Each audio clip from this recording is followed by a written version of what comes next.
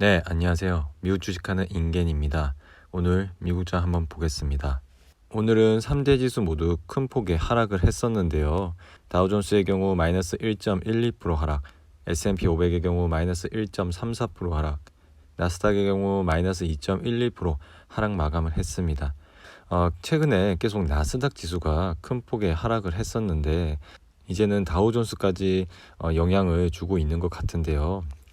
아무래도 미국 10년물 채권 금리 자체가 지금 오늘 5%대 상승 마감을 해서인지 전반적인 지수 자체가 조정으로 좀 가고 있는 것 같습니다.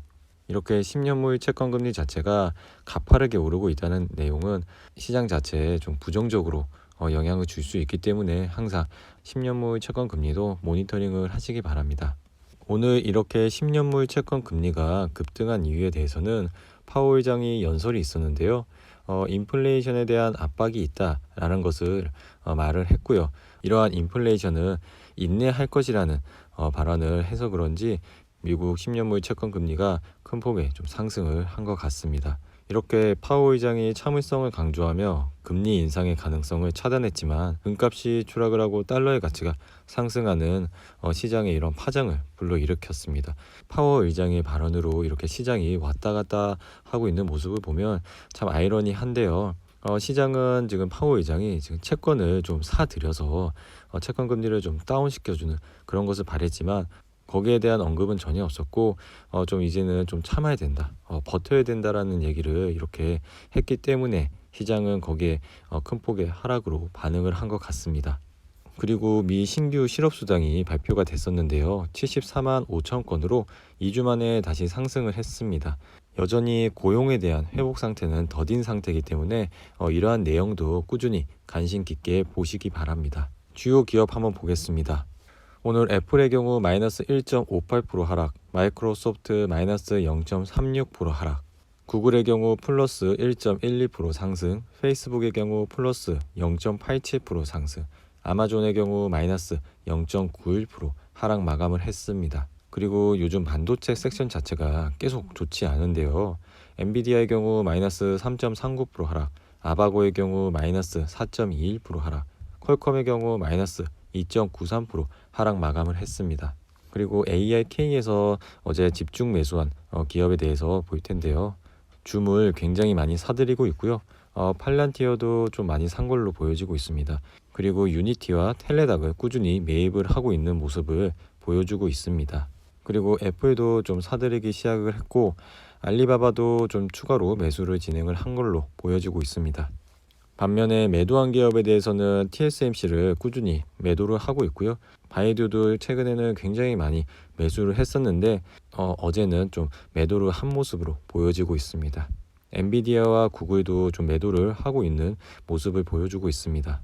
그리고 로쿠, 스퀘어, CRSP, 인비테 이런 기업도 좀 매도를 하고 있는 모습을 보여주고 있고요. 최근에는 쇼피파이와 테슬라 그리고 진로우 기업을 굉장히 매수를 좀 했었는데요. 어제는 이렇게 좀 매도를 한 모습을 보여주고 있습니다. 그리고 이리디움, 페카, 테러다인, C그룹도 좀 매도를 하고 있는 모습을 보여주고 있습니다. 이렇게 AIK에서 매도한 기업에 대해서 확인을 했고요. 이러한 기업에 대해서 꾸준히 모니터링을 하는 습관을 가지면 좋을 것 같습니다. 와치리스트 보겠습니다. 오늘 테슬라의 경우 마이너스 4.86% 하락 마감을 했는데요. 테슬라 차트를 보시면은 지금 3일 연속 큰 폭으로 하락 마감을 했는데요. 이렇게 121선을 찍고 오늘 마감을 했습니다. 이렇게 테슬라 주식 자체가 최근에 굉장히 힘이 없는데요. 아마도 시장 자체가 지금 좀 조정 국면에 들어와 있고 이런 조정 국면에서 좀 벗어난다면 이렇게 다시 61선을 뚫고 다시 상승을 하는 추세로 갈 것 같은데요. 당분간은 아마 좀 이런 추세가 좀 이어지지 않을까 예상이 됩니다.